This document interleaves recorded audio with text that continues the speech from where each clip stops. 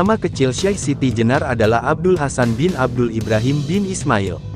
Sosok Siti Jenar menjadi buah bibir di kalangan masyarakat Jawa, bahkan misteri kematian dan pemikirannya dikenal di berbagai penjuru di negeri ini. Ada yang mengatakan bahwa ajaran Siti Jenar menyesatkan bagi kehidupan masyarakat Jawa, sehingga beliau dibunuh oleh para wali yang lainnya. Misteri kematian Syekh Siti Jenar tidak kunjung selesai sampai pada dari mulut ke mulut masyarakat Jawa saja, akan tetapi meluas di lingkungan keagamaan di Nusantara ini. 4. Asal-usul serta sebab kematian Syekh Siti Jenar tidak diketahui dengan pasti karena ada banyak versi yang simpang siur mengenai dirinya dan akhir hayatnya. Demikian pula dengan berbagai versi lokasi makam tempat ia disemayamkan untuk terakhir kalinya. Bahkan, Tuan Guru Fikri Juliansyah, Napaktilas Para Empu Hyang, 1996, menegaskan makam Syekh Siti Jenar ada di puncak Gunung Dempu, Dempo Kota Pagar Alam, Sumatera Selatan. Dalam mitologi budaya dan sejarah jagat Besemah, beliau dikenal dengan nama Puyang Ngawap Raje Nyawe. Sementara yang lain menganggapnya sebagai seorang intelek yang telah memperoleh esensi Islam. Ajaran-ajarannya tertuang dalam karya sastra buatannya sendiri yang disebut Pupuh, yang berisi tentang budi pekerti. Syekh Siti Jenar, menurut Kiai Haji Sahibul Faraji Ar-Rabani, beliau memiliki nama asli Sayyid Hasan Ali Al-Husaini, masih memiliki garis darah keturunan Rasulullah SAW, dan setelah dewasa mendapat gelar Syekh Abdul Jalil atau Raden Abdul Jalil.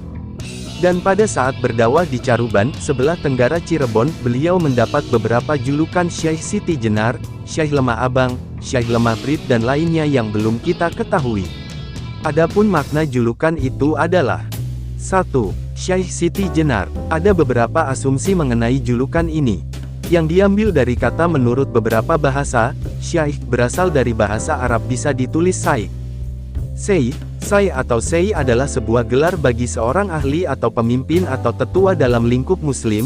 Siti, dalam bahasa Jawa berarti tanah, namun ada yang berasumsi kata Siti berasal dari kata Sayyidi, Sidi, yang berarti tuanku, junjunganku, dan Jenar, dalam bahasa Indonesia berarti merah, dalam bahasa Jawa berarti kuning kemerahan, dan ada pula yang berasumsi dari bahasa Arab, Jinar, dengan tafsiran ilmu yang dimilikinya selalu membara, semangat akan ilmu, seperti api.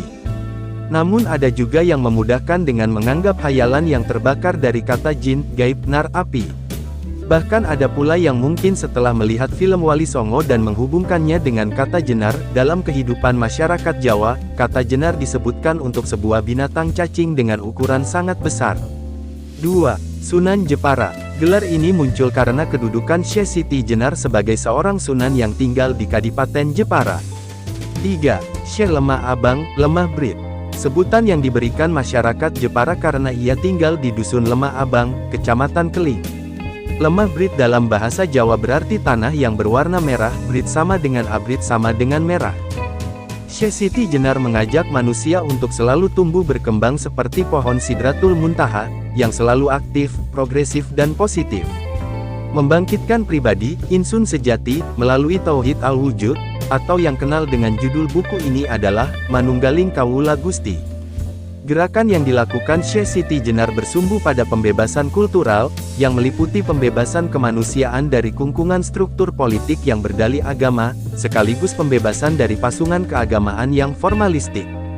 Jadi, Syekh Siti Jenar bukan hanya seorang penyebar agama Islam awal di Indonesia, namun sekaligus seorang suci yang sangat dihormati berbagai kalangan sampai saat ini, karena memang ajarannya yang aplikatif secara lahir dan batin juga mampu membawa rasa kebebasan bagi para penganutnya.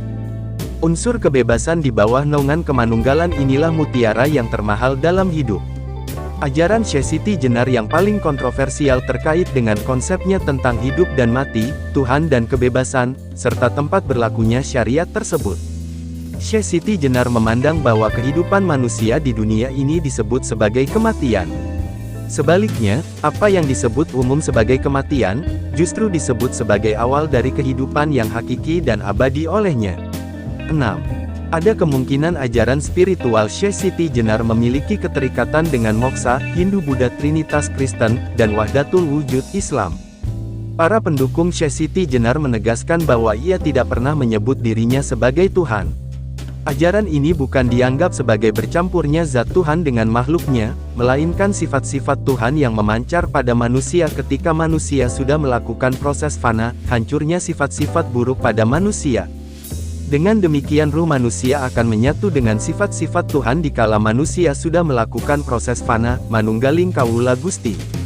Perbedaan penafsiran ayat Al-Quran ini yang menimbulkan polemik, yaitu bahwa di dalam tubuh manusia bersemayam ruh Tuhan. Ahmad Kojim dalam bukunya, Syekh Siti Jenar, menjelaskan ketika Demak masih sibuk dalam penaklukan.